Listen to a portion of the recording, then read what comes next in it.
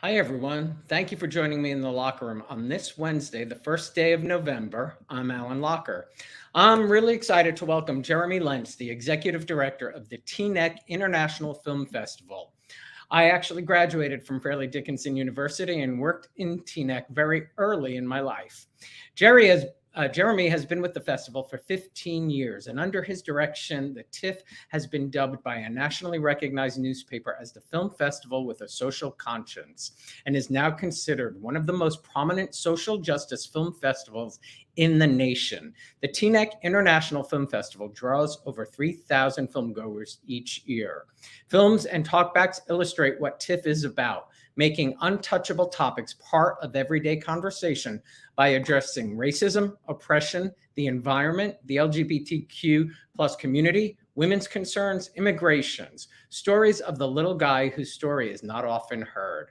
With the theme Activism Making Change, the festival is an excellent starting point for fostering appreciation of differences, understanding all that we share, encouraging efforts to help make the world a better place. Joining Jeremy this afternoon will be two filmmakers, David Levin and Jeff L. Lieberman, who has the closing night film, Bella. The festival kicks off this Sunday, November 5th, and runs through November 12th. Please help me welcome to the locker room, Jeremy Lentz. Hey, Jeremy.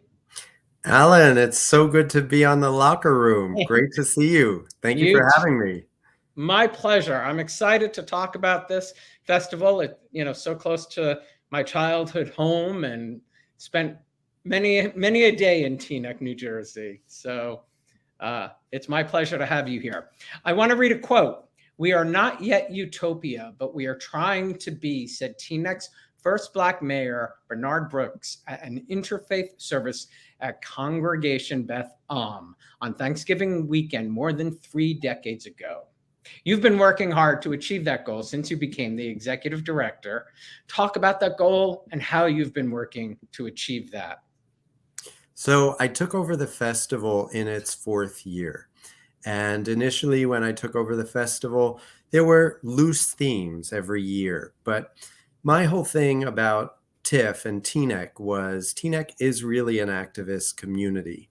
We are a project of the Puffin Foundation, which is a national foundation that provides grant funding to artists who are marginalized based on their race, gender, orientation, religion, and the history of Teaneck, in that it was the first township in the history of the United States that voted to voluntarily desegregate its public schools in the 1960s.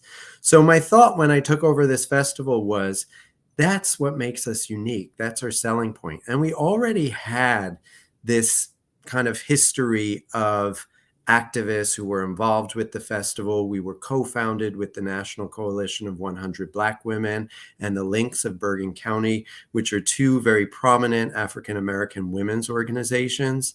So we really felt that this was our selling point, and this gave us a niche. So we established the theme, which has become a permanent theme, of activism making change in its 5th year. And that really, I think, has solidified us in the film festival world of kind of setting us apart, and also allowing us to bring in such a broad base of sponsors, various nonprofits, community-based organizations, businesses, and sets us apart from the other festivals. Because my whole thing was, what is going to make people want to come to Teaneck, New Jersey, when we're 5 miles outside of New York City, when you have some of the most premier film festivals there? And I think the hook with our tradition and our history and our activism was not only so needed, other film festivals don't do what we do. It really repurposed us and gave us great meaning in the film festival world. So that's how that all came about. I love that. We need more activism today, and, making change. Talk about what drove you to the festival 15 years ago. So I got involved with the Puffin Foundation when I moved to Teaneck, and I saw their work. The festival was already created, and I was doing an arts festival where I was doing programming for them. And when that went defunct, they scooped me up from the film festival, and the former executive director, Ellen Rand, resigned, and they approached me about doing the festival. And to be perfectly honest, I declined on the first offer. And I said, I don't really have the expertise or background in running a film festival, but the Puffin knew my work and they were really confident with my vision. So they sought me out, and I agreed to 1 year, Alan, 1 year. Isn't that the case? It always happens. So here we are celebrating our 18th year. So I guess the rest is history. That's crazy. Have you always been a big movie fan? Absolutely. Film and theater have always been, my greatest passions. So it was certainly, I think, a likely match for me to do this. And I've always also had, I think, much of a heart towards activism, being the grandson of 2 Holocaust survivors, standing up for the oppressed, and also learning how to use my voice has been something that has always been near and dear to me. So it was, I guess, a perfect blend. Maybe it was kismet that I was supposed to move to Teaneck and take over this festival, but it really has been a labor of love. And I have to say that this festival wouldn't take place without, the army of volunteers who we have, and our organizing committee and our screening committee that puts this on year after year and really devotes so much time to it. And it is a volunteer-based organization. We are a nonprofit, a 501c3. So,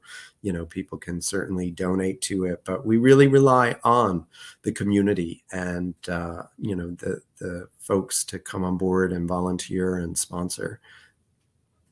I love that. Talk about the Forever Mission, activism, making change. What were some of the first things that you did with that mission when you came to TIFF?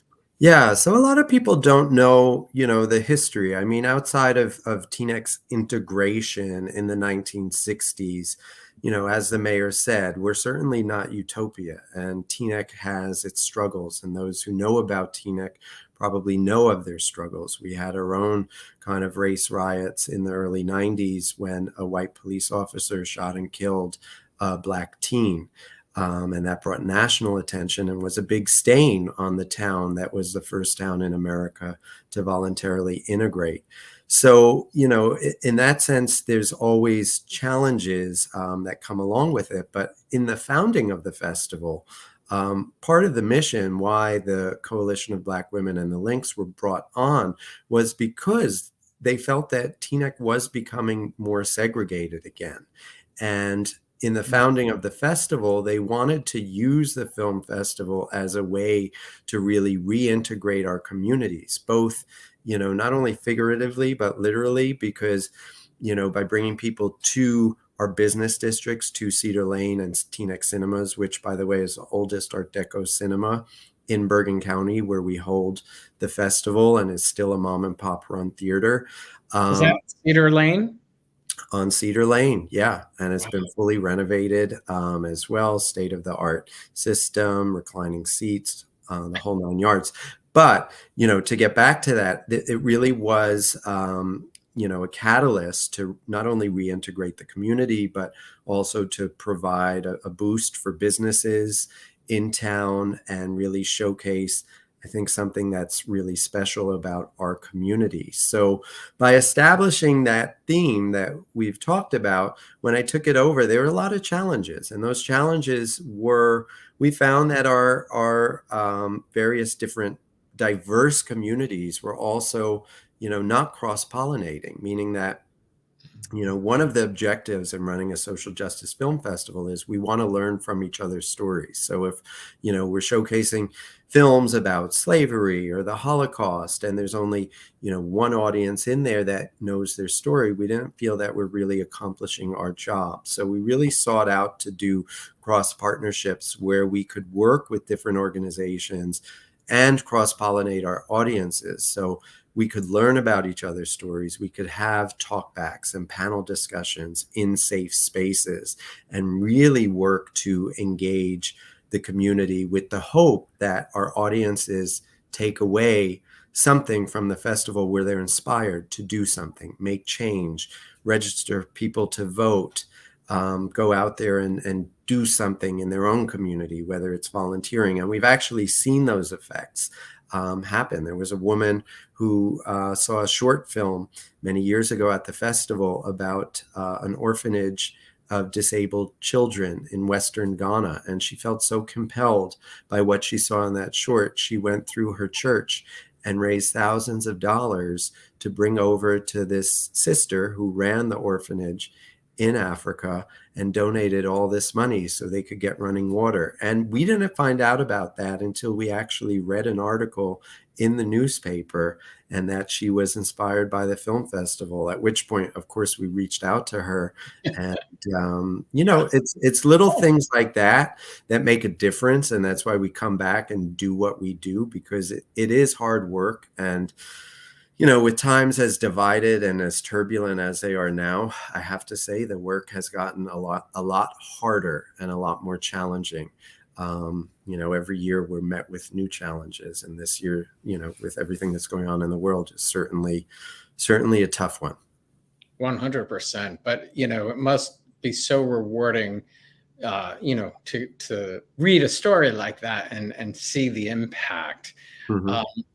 Talk about other things maybe that you're really, really proud of, that have come out of the last 15 years that you've been there?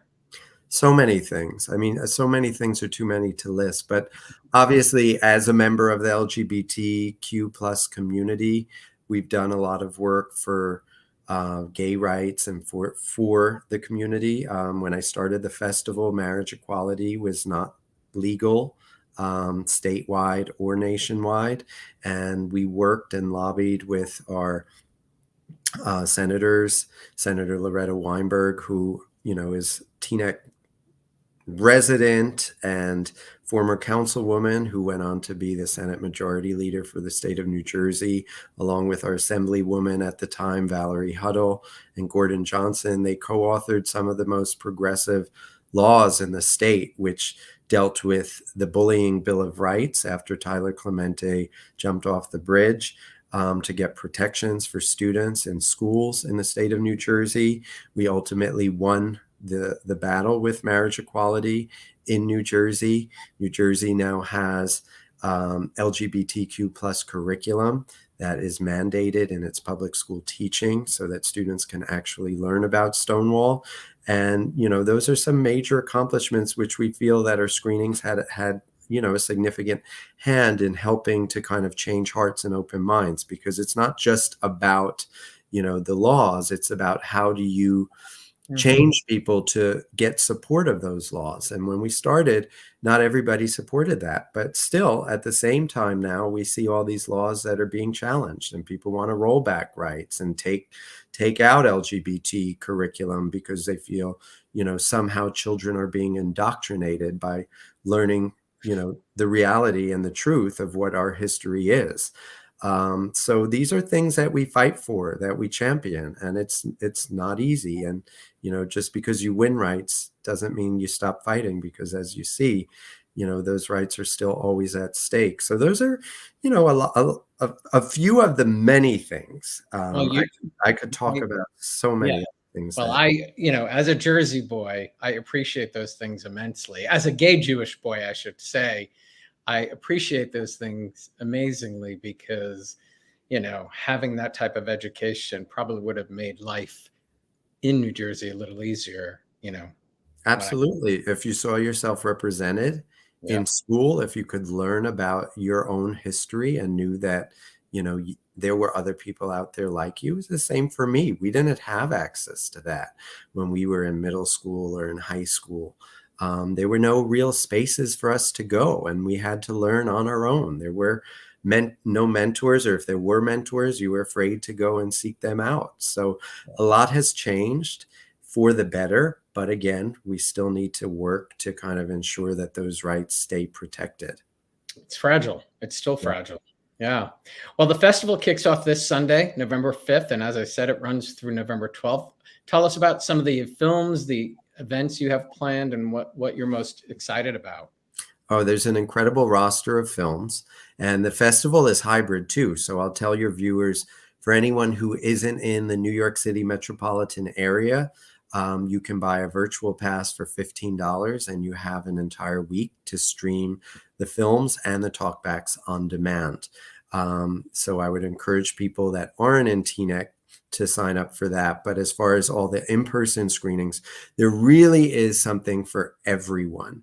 A lot of incredible films this year that are devoted to themes of anti-Semitism, that talk about the rise in anti-Semitism. We have an incredible film called Shared Legacies, which talks about how the American Jewish community and the African American community work together hand in hand for the fight for civil rights and marginalized groups. And that's being paired with a New Jersey short called The Empty Saddle, which documents the first known lynching in the state of New Jersey and tells that story. And there will be a talkback, which will be moderated by ABC's Anthony Johnson and feature Theodora Lacey and the Martin Luther King Birthday Committee and the Jewish Historical Council of North Jersey as a sponsor of that. Our closing night film, which you'll get to hear from Jeff Lieberman later, is on the life and times of another trailblazer, Bella Abzug, and that's sponsored by National Council of Jewish Women and YWCA of Northern New Jersey. I think what's exciting about that is our own great senator, Loretta Weinberg, is going to be on that panel with Jeff, and she knew Bella and very much, I think, has a lot of the kind of tenacity and chutzpah that Bella had. So I think that'll be a really fun one to see. And for the LGBTQ audience out there, we have Commitment to Life, which is paired with a short called Unexpected that's executive produced by Cheryl Lee Ralph.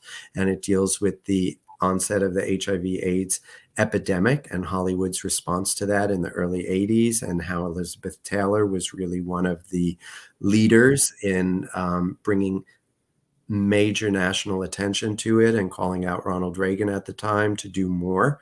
And I think what's so exciting about that is Newbridge Medical Center, LGBT Health and Wellness, is a sponsor of that. They're a Rutgers affiliate, and it is the first LGBT primary care medical facility in northern New Jersey that is staffed by LGBTQ plus identifying doctors. That is a full primary care provider. So it deals with hormone therapy, PrEP, STI screenings, counseling, the whole 9 yards. And this is the first of its kind in northern New Jersey, where people don't have to go into Manhattan anymore if they want to get care from an LGBT plus provider. So they're going to be on the panel talking about that. And it is something, I think, for our community that, you know, they're just getting the word out now about it. So I hope that people will show up and come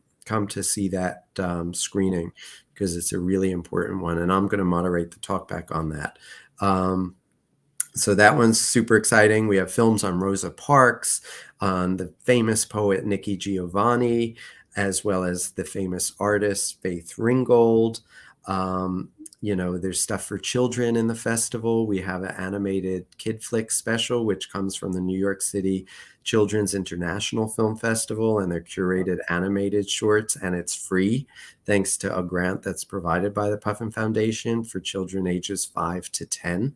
So if you have young ones out there, that'll kick off the festival this Sunday, November 5th. At the Teaneck Library. But go to our website and check out all the films. You can view the trailers for every film and read the descriptions, check the schedule, and buy tickets, all at teaneckfilmfestival.org. And there really is something for everyone.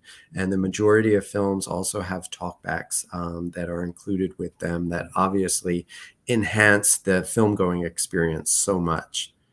Incredible, incredible. Well, you yourself are currently producing a new movie called The Fabulous Four with Bette Midler, Megan Mullally, Susan Sarandon, and Cheryl Lee Ralph. What a cast, first of all. And what can you tell us about the film?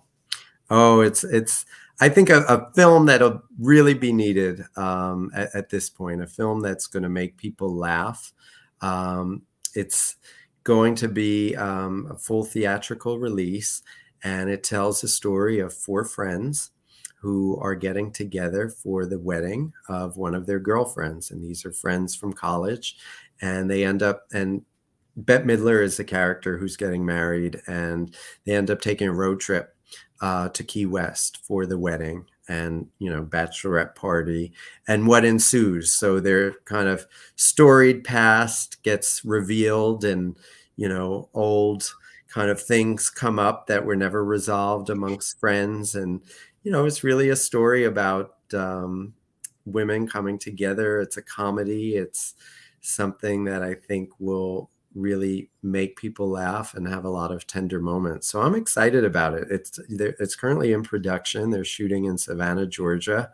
Are you pinching yourself with that kind of cast? Yeah. How could you say no to that cast? I mean, some of the best in the biz, and to see them all together on screen, I think it's going to be great. And they're lucky they got a waiver from SAG to film. So hopefully, fingers crossed, we'll get to see that film sometime next year. Well, so keep your eyes on. Sign me up. Well, we'll come back. You'll come back here to talk about that, but 100%. You and I will also have to connect for conversations with Alan about your Holocaust story. Absolutely. I need to get that from you. Always down to talk about that. Before I let you go, I know that you're preparing to do the AIDS life cycle in 2024 from San Francisco to Los Angeles. I've done many rides. That is the one ride I have yet to do. Still, 57, I don't know, but hope to maybe one day do it. You did your first one in 22, or this year? 2 years ago. So yeah, 22. Yeah. 22. What was that experience like? It was a crazy experience. Physically, it was the most challenging experience of my life. Being on a bike for 7 days straight with no rest, biking, somewhere between 80 to 110 miles per day, and then camping in tents and pitching a tent at night when you get to camp, and having to get up at the crack of dawn and do it all over again. I mean, it was, certainly the hardest physical challenge of my life, but one of the most gratifying and rewarding experiences that I've ever gone through, in terms of the cause, the people that you meet, the people who support the ride, the people that you see on the street that are cheering you along and why they're cheering you. You really feel that you become a part of this love bubble of riders and people who care. And it's the most incredible group of people who come together to support this ride. And riders come from all over the world to do it. And, it was just so empowering. And it really taught me a lot about myself, in terms of, if you really want to do something and you really train and you work hard for it, there really is, I think, no stopping what your mind kind of puts forth and what you can do. So it was amazing. And I learned so much. And I said, I have to go back and I need to do it again, because it's just too special. So I'm signed up to do it again. And I so appreciate the plug. If people follow me on Instagram, in my bio link, there's a link if they want to donate and support the ride. And, I document the whole experience the week that we're out. And it's truly, truly incredible, to be out in California and to raise the amount of money that we raise. I mean, I think, every year it ranges from like 2,000 to 3,000 riders or so. And the year we did it, I'm pretty sure it was about $18 million that we raised, which is remarkable. And our team alone, I'm part of a team called Funky Monkeys, and our team alone raised, well over $1 million. So it's just incredible to see the amount of support, how people support it, why people support it. And again, to remind people that there still isn't a cure for HIV and AIDS, and there's still a lot that needs to be done. And, marginalized communities are being attacked. We need to make sure that there is education and resources out there, especially in a post-Dobbs decision America, where Planned Parenthoods are closing in our states in the South, and people don't have access to a lot of resources and information. So, it's really, really important, I think, for people to kind of learn what ALC is about, the charities that it supports, and why we do it. Absolutely. And it is, I did my first ride in 98 and I was hooked for the next 4 or 5 years doing, I think, 4 of them. Yeah.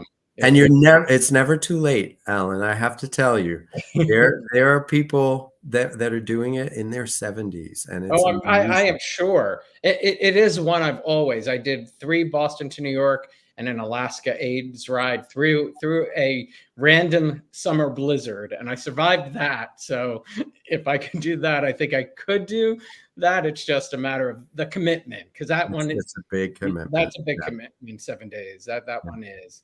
Jeremy, such a pleasure to have you. Such an honor to be here, and I thank you. Best of luck with the festival, and I will be in touch. Thank you so much. Okay. Take care.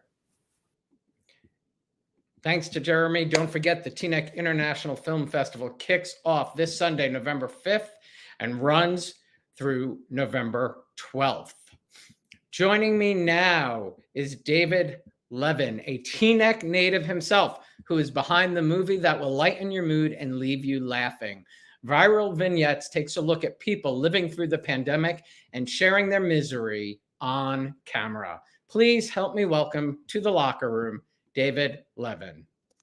Hey, David. Hey, Alan. Thanks for having me on. Oh, my pleasure. Thank you so much for being here. I am a Richfield native, so very nice. We're neighbors. I'm still living. I'm living in Oradell these days. Okay, I used to bike through Oradell. If you heard us talking, definitely. So, absolutely understood. Take me back to Teaneck. What do you remember most about growing up there? Oh my God, Teaneck was like that Leave It to Beaver existence that which in the 60s and 70s was it was fun. I liked growing up in Teaneck. I liked that small town feeling, but I also loved, especially when I became a teenager, being so close to New York City. It was just an easy bus ride away. My friends and I would go in. We'd go to the theater. We'd go to restaurants. We'd do all that stuff in our teens, and it was. I don't want to say use the word idyllic. I mean, it wasn't all peaches and roses and everything, but it was not a bad place to live when I was growing up there. Things, as the reality started to intrude on Teaneck, as it does everywhere as time went on, but during the time that I was a kid, and especially because I started in around the time that Teaneck became the first integrated community. The daughter of the man who wrote Triumph in a White Suburb was in my 4th grade class. And it was also a very interesting time. I mean, I grew up and had friends who were just of every shape and stripe and background, and really interesting, which I didn't understand at the time. But I had classmates with last names like Adderley and Gillespie and Ruffin and King, and they were all, there were so many people from the music industry who lived in Teaneck, and then later on, so many people who went into the arts as I did. I mean, people like B.B. Snow and Alan Silvestri, who is one of my favorite film composers, and Roger Birnbaum, and just amazing people. The guy who created Lost, now his name is out of my head, but like so many people from Teaneck. My boss at MTV grew up in Teaneck, and I think it's because the arts community and the arts background at Teaneck High School was so filled with people who were like, yeah, we'll do it as professionally as you can and get into the arts, get into entertainment. I love it. And you attended Rutgers, is that correct? I did attend Rutgers, and And created the first student-run television group. yeah. Last time I looked, they were still there, but yeah, nighttime productions. They had a radio station. They had a newspaper. They needed a TV station, and this is right around. This is before people had VCRs. Tells you how long ago it was, and just as cable was getting started. So getting our hands on now you walk around and this is a camera. It's a studio. It's a better camera than we used in broadcast production. Your phone. So anything that we could do to get experience, and so we started a student TV station, and a lot of those students at that time made it into the TV industry. I love that. I got to ask, how does it feel having viral vignettes in the festival? It's really cool. It's kind of the world premiere in a theatrical setting. So to have it in my hometown theater is a real kick. I bet. Cedar Lane. Had you been to the festival before this experience? I have not been to the festival before, I must confess. I would have loved to have attended. Over the years, it would sort of sneak by me, and I wasn't really certain when it was happening. And so this year I offered to help sort of promote it, because I was never sure, well, when is it? I always see the stuff about it a day or two later. Oh, I wish I had gone. And I had friends there and people who had been there. So I'm really happy to be part of it now. That's awesome. I love that. I hadn't really heard much myself, so I'm glad to know more and hopefully get involved next year. Yeah, I did go. Actually, I did go to one with my daughter when they were doing kid flicks and showing kids movies that was hosted by Bob McGrath from Sesame Street, and that was really cool. I love that. So Viral Vignettes was originally created as a web series. Tell us about the genesis for Viral Vignettes. Well, it was the end of the world as we know it. We were at the very beginning of COVID. That's not an exaggeration. It felt like it. It felt like it. When I started my career, I wanted to make movies. And as with everything else, my career sort of took a different pathway, which happens. And I ended up doing a lot of documentaries. I ended up doing a lot of work for Warner Brothers and MTV and all sorts of things like that. And did a lot of stuff in the pop culture realm. And I really enjoyed it. I was having a really good time, and I had no problem with it. I wasn't like, I didn't sit around going, oh, I wish I was making a movie. But suddenly we're in this situation, and I knew that we had now the technology to record people over Zoom, over Skype. Now we have this, which is, and so I called up some friends, writers and actors, and over the years I had met a lot of really, really talented people, and said, we're stuck at home. People are making talk shows in their bedrooms and concerts in their living rooms and comedy in their basements, but nobody's doing anything really scripted. SNL was doing some scripted stuff, and the talk shows were doing some scripted stuff, but it was all political, and I didn't want to do something political. I wanted to do something that everybody can enjoy, but I wanted it to Can I just interrupt? I'm not sure. Yeah. Are you touching something? Because I'm not. Oh, I might be. Yeah, sorry. How's that? That's better? Okay. Yeah, something I'll keep my hands wide. Okay. So people were doing some scripted stuff, but it was mostly political, and I wanted to avoid doing political stuff. I wanted to do something that people would, anybody could watch, with no matter what side of the political spectrum they were on. I also knew that I didn't want it to be like sketch comedy. SNL was doing that, and I knew we weren't.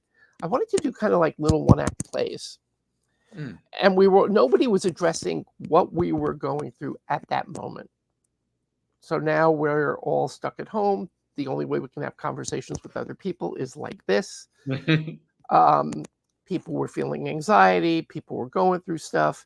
So we created a series of 5 to 10 minute one act plays, comedies of people just having conversations. A mother and the daughter talking about, well, how can we have Passover this year and get together? Well, we can't. We're going to be stuck at home and we're going to do it over Zoom. And the grandmother is like, Zoom, what's that? And the daughter's like, well, we can have a lot of people. We can have 100 people on Zoom.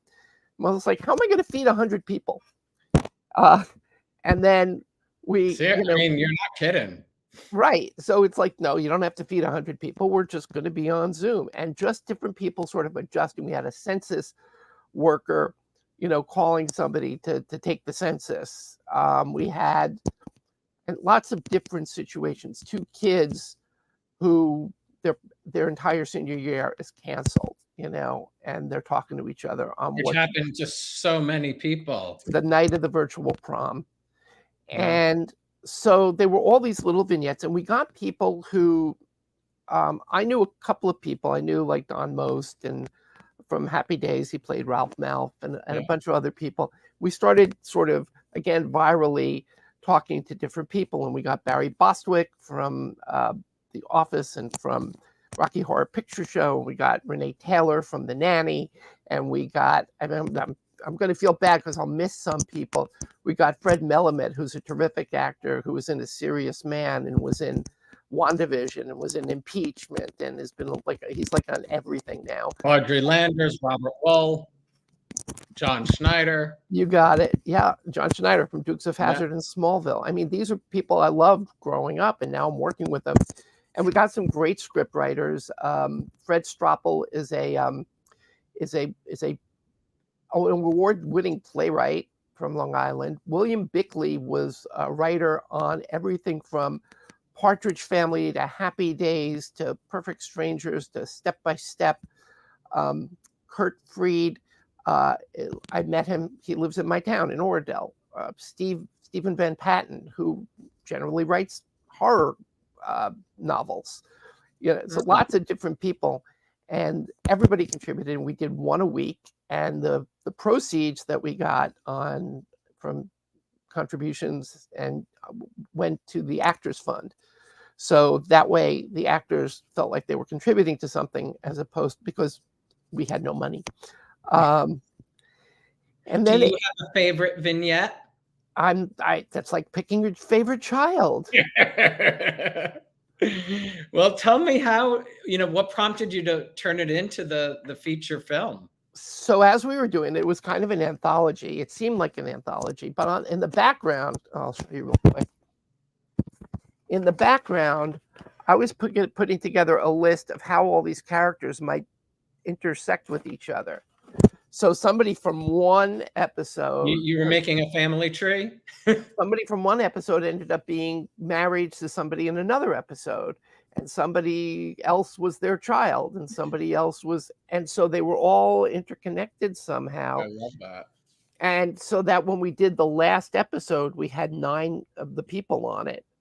And it kind of tied the whole thing together. So there were you can watch any one of them by themselves, all standalone. But if you watch them together, they gave you this little...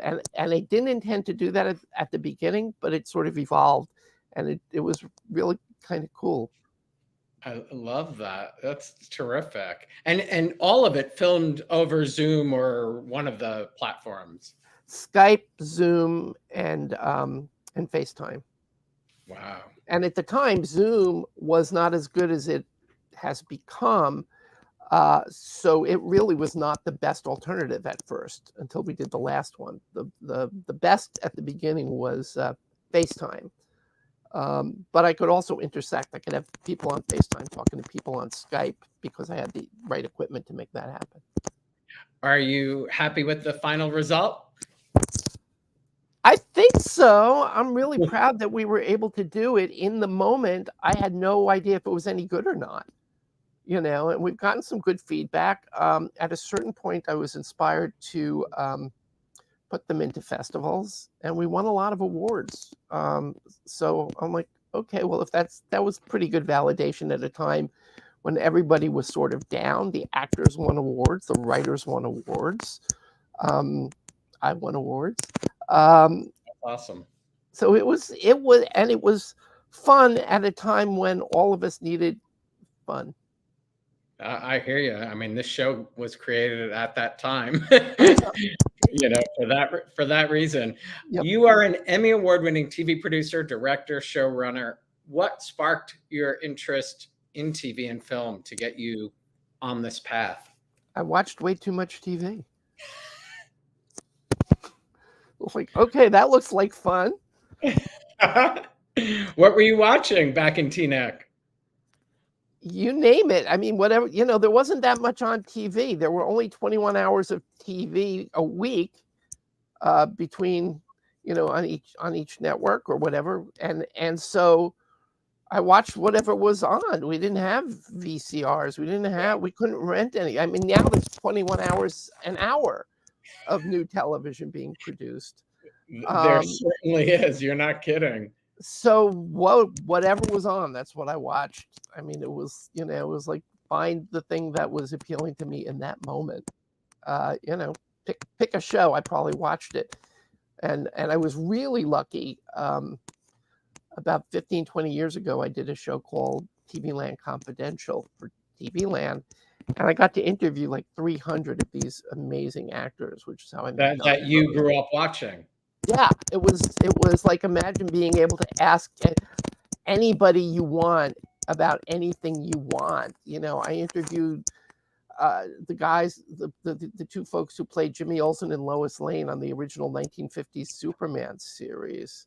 I got to hug Barbara Eden. Okay, that was, if I do nothing else in my life, I understand. I got to interview Jacqueline Smith on this show. There you go.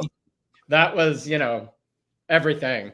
If my parents had been alive to see that, so right. Exactly, and so like here's one after another, and people surprised me how they were really nice, really nice. I mean, Debbie Allen and Joan Collins and Wayne Rogers and Jack Klugman and people who are no longer with us, who just gave me great interviews. B. Arthur. I mean, just go on. I could go on and on with the list. I love it.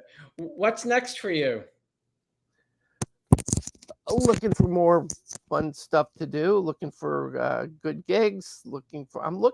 I don't know. I'm talking to different people and working on but there's a lot of irons in the fire. I am working on developing a cartoon series. I'm working on another movie idea.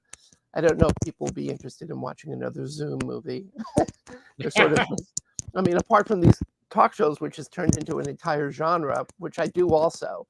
I do a YouTube channel called Pop Goes the Culture TV, and you can see a lot of the interviews I've done over the course of my career. And I also do something similar to this, but haven't done it in a while, called Ask Them Yourself, where viewers can call in and talk directly to people like Donnie Most or John Schneider, or, and that is really fun because it's the fans talking face to face with people that they, that's the kick. It's not, I'm going to type a note to whoever's on the talk show. I'm going to get to talk to them face to face, and they're going to see me and they're going to say my name. And I'm working on turning that into a regular show. I love that. Well, such a pleasure to meet you, David. Thank you for taking the time. Al, it's my pleasure. And David's film Viral Vignettes will play on Saturday, November 11th at the Teaneck International Film Festival. Tickets are $10. David, have a great day. Thank you so much for being here. Alan, a pleasure. You have a good show. Thanks.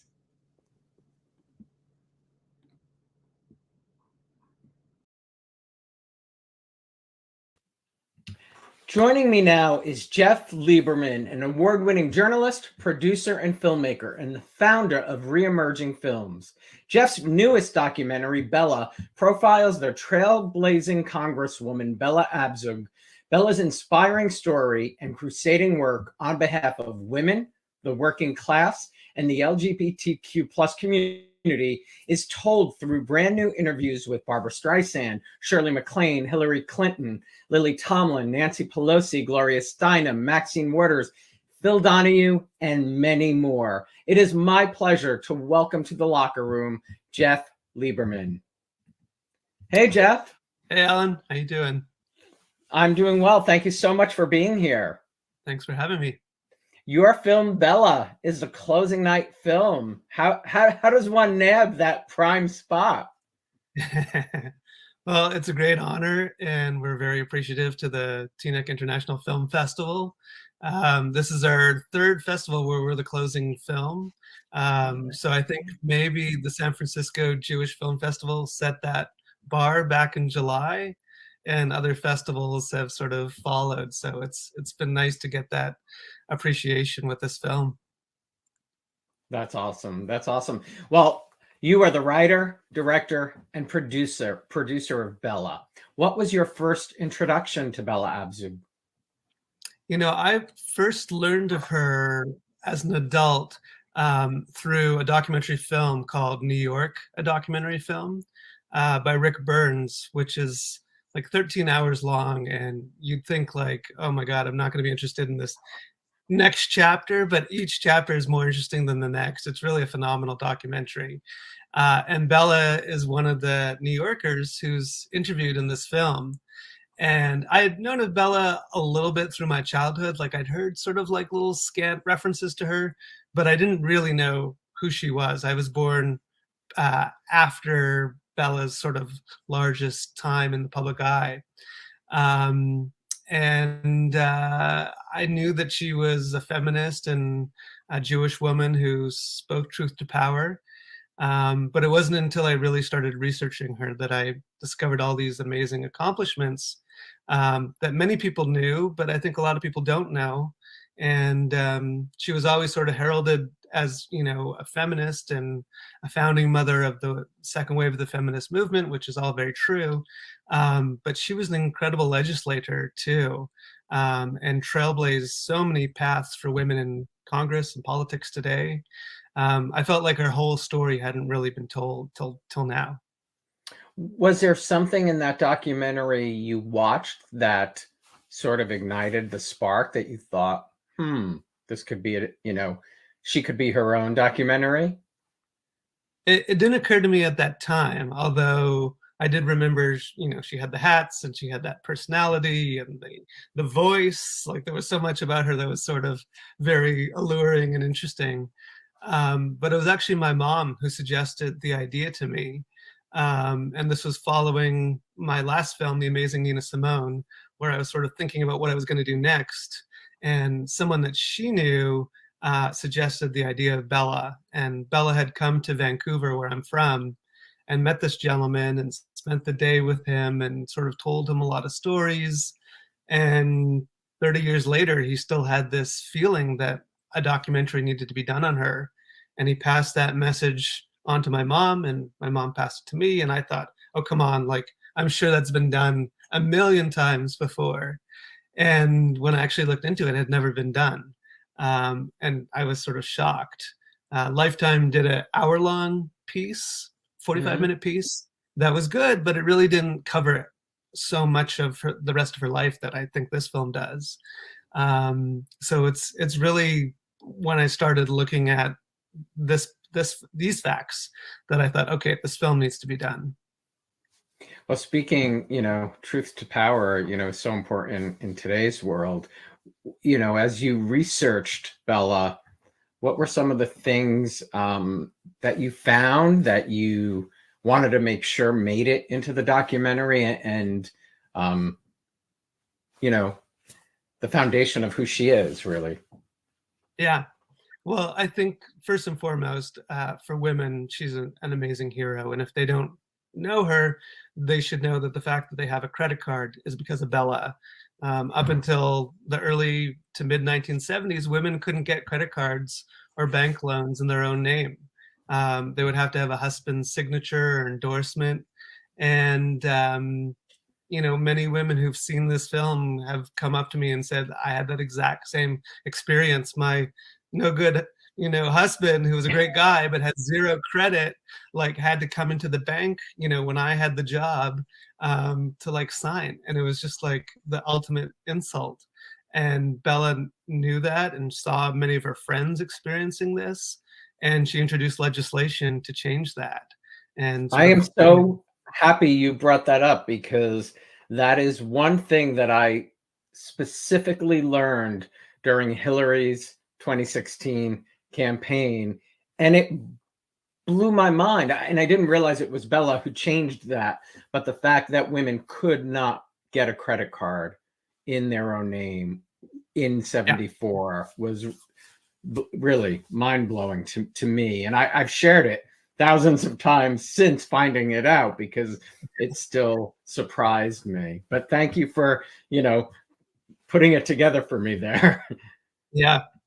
I mean, there's a host of other things that she did for women, but to answer your question as well, I think the monumentous thing she did for the gay community, the LGBTQ plus community today, is something that most gay people do not know. Bella co-introduced the nation's first gay rights bill, and that was before people were really talking about gay rights in a big way. This is just a few years after Stonewall, and Congress was not ready to talk about gay rights in any way.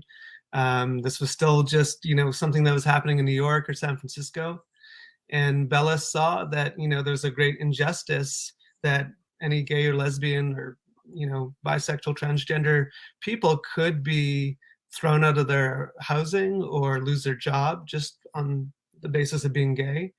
And she wanted to introduce an amendment to the Civil Rights Act to correct that.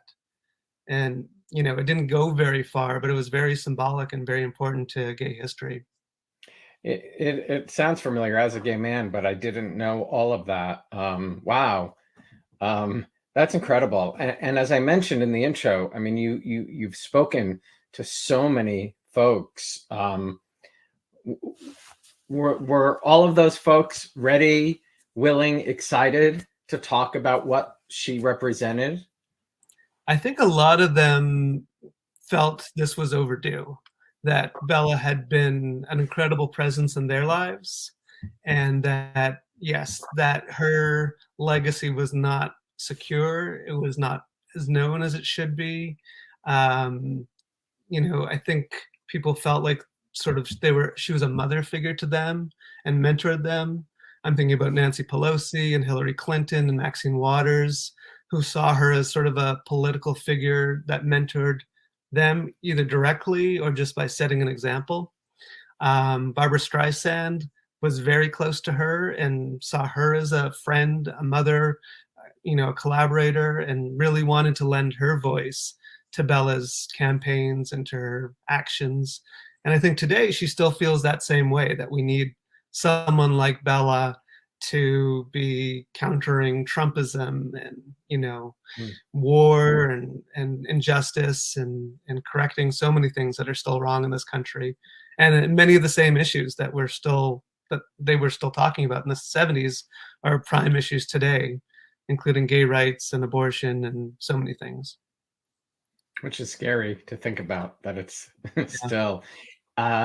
Is there one interview that you feel just opened it up or maybe shared something with you that you were surprised to hear? I think each interview gave me a little more of an insight into both Bella and that person. Not everything made it into the film because there was a lot of personal memories that were fascinating to me, but didn't necessarily propel Bella's story further into the film. But people, shared really intimate things like, I remember Marlo Thomas saying to her, you're just ruining your hair with the hats. Your hats are amazing, but you've got this beautiful face. You should show your face, show your hair. And I think Shirley MacLaine said something similar. They really felt close to her and wanted her to shine her best way possible. And the hats were incredible branding, trademark branding. But yeah, she sort of became known as the lady in the hats, and maybe it worked for her, but it may have been a detriment too. She sort of could have been just labeled as that lady in the hats and not taken as seriously, which is why her legacy may not be as known today. Interesting. Has mom had the opportunity to see this film?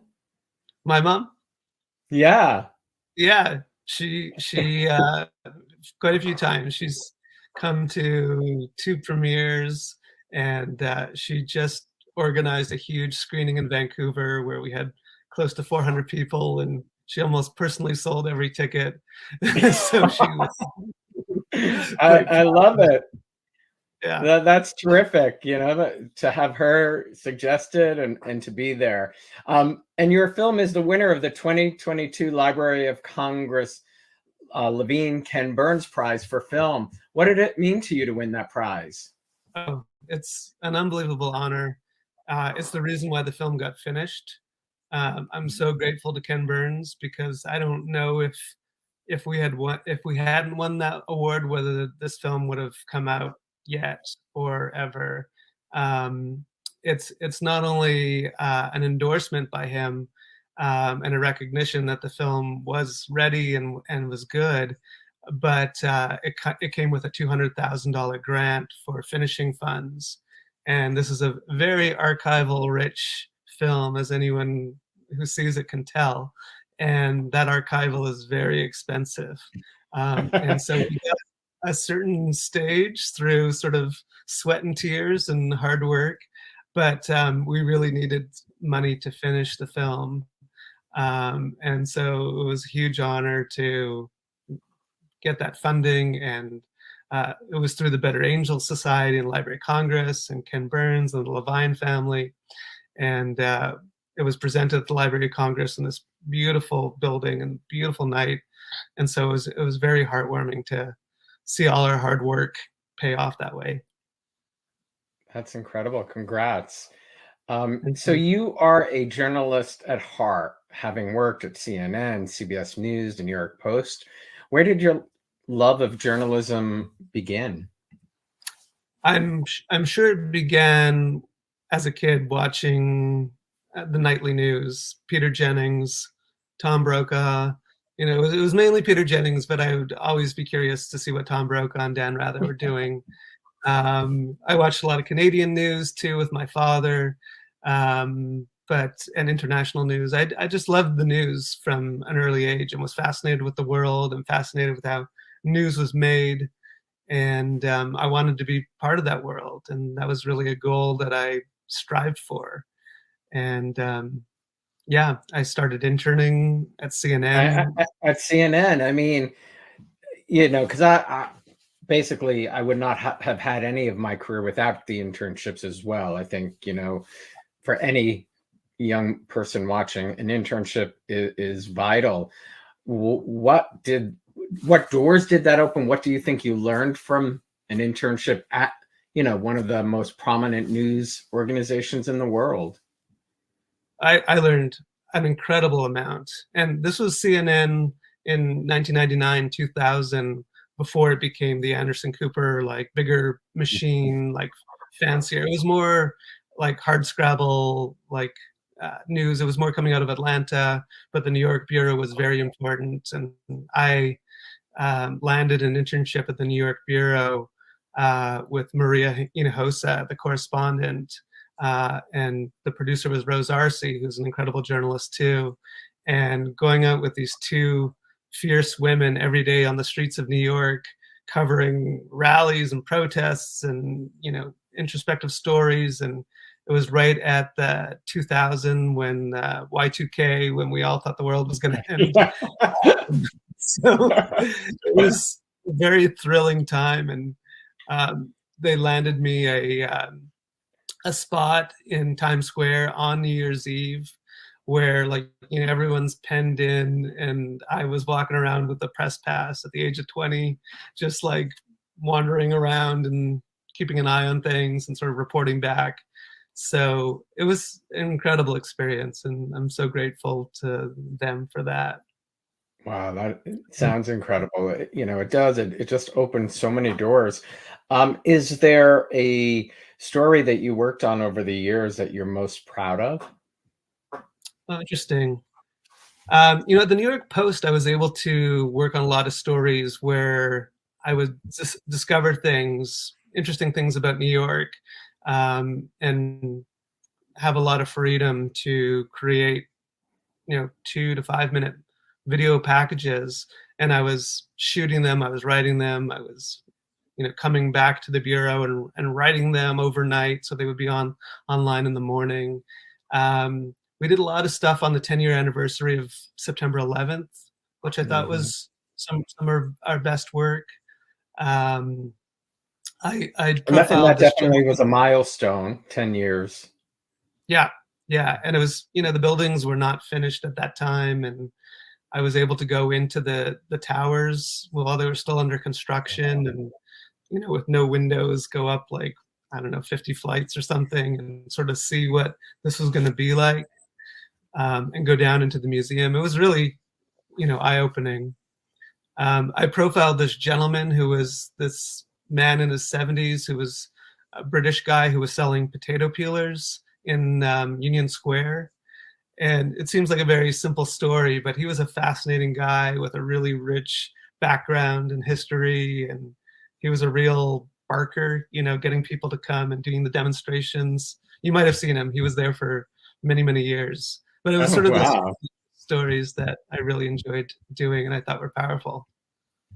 How did you make the transition into film? I sort of worked in news and documentary simultaneously. In LA, I got a job producing behind the scenes documentaries on the making of feature films. Mm-hmm. And that was the kind of thing that would go on DVDs back in the day or on HBO. And I really learned documentary filmmaking through that job, through that company. And I could see that I could make a documentary myself, knowing the process and knowing that it didn't take 100 people to make a film, that it was a smaller operation and you could sort of stagger it. And so an idea came into my life about a Jewish community in Nigeria. I heard this rabbi, Howard Gorin, speak in Los Angeles, where I was living, at a synagogue one night. He showed these pictures from his trip to Nigeria, and he had maybe like 5 or 6 slides. And I was like, oh my God, this needs to be filmed. And I approached him afterwards and I said to him, next time you go, I'd like to go with you and like film some more material for your presentation and maybe make a documentary. And I was 26 at the time, and I don't think he thought I was all that serious. But he phoned me or emailed me a few months later, maybe 6 months later, and said, if you're actually serious, I'm going in 3 months. Go get your vaccinations, go get your visa, do whatever you need to do to get ready, and come join me if you'd like. And that's how I started my first film. And that's the Re-Emerging the Jews of Nigeria. Correct, yeah. Wow. Is that available to watch somewhere now? Yeah, both that and The Amazing Nina Simone are on Amazon Prime. I will check both of those out. Absolutely. Is there a project you have lined up next? Oh, I'm still got my hands full with Bella, just trying to get it out into the world and onto streaming, and sort of wrapping up a very busy period of finishing the film and you know, working with theaters to get it to audiences. But I do have a few ideas, and the marketplace for film is changing very rapidly. You know, Netflix and Amazon and Hulu, who were once like spending tons of money on films, I feel like have sort of reined that in. And you know, I'm sort of just trying to figure out like what is the thing that someone like them would acquire, and also thinking about ideas that audiences want to see and how to get it out to them. I have a couple of ideas. You know, another remarkable woman that I think story needs to be told. I have a couple of environmental issues that I think are overdue and can be told in a non-depressing way. So yeah, I'm sort of toying with a few things. I love that. Do you have a favorite documentary that, you know, sort of turned you on to all of this, or that you know? I have a few. I mean, Grey Gardens certainly is like one of the first and the best. It's not the kind of film I tend to make. Albert Maysles had amazing patience, and I'm sort of like less of the observational filmmaker, more of a direct. But you know, I would like to challenge myself to make something like that. I love capturing the Friedmans. I love Boys of Baraka. Yeah, those are sort of and New York, a documentary film that I mentioned. 13 hours. Yeah. Yeah, that one I might have a hard time with that one myself. I Just hope started. you. Trust me, if you watch the first hour and you think, okay, I'm the least interested in the Dutch settling the island, it's fascinating. Well, and I'm Dutch American, so I might be interested. Will you be in Teaneck on November 12th? Absolutely. I can't wait. I'm looking forward to it. Jeremy's been a great supporter of the film, and I've been communicating with other people at the festival, and they've been really supportive and excited, and I'm looking forward to having a Q&A with the audience and answering questions and getting into more details about the film. That's awesome. Well, thank you so much for being here, Jeff. Jeff's film Bella will play the closing night film on Sunday, November 12th, and will be coming to PBS soon. And streaming. So keep an eye out for it. I hope it's a beautiful night for you and all involved. Thank you, Alan. I so appreciate the time. My pleasure. Thanks so much.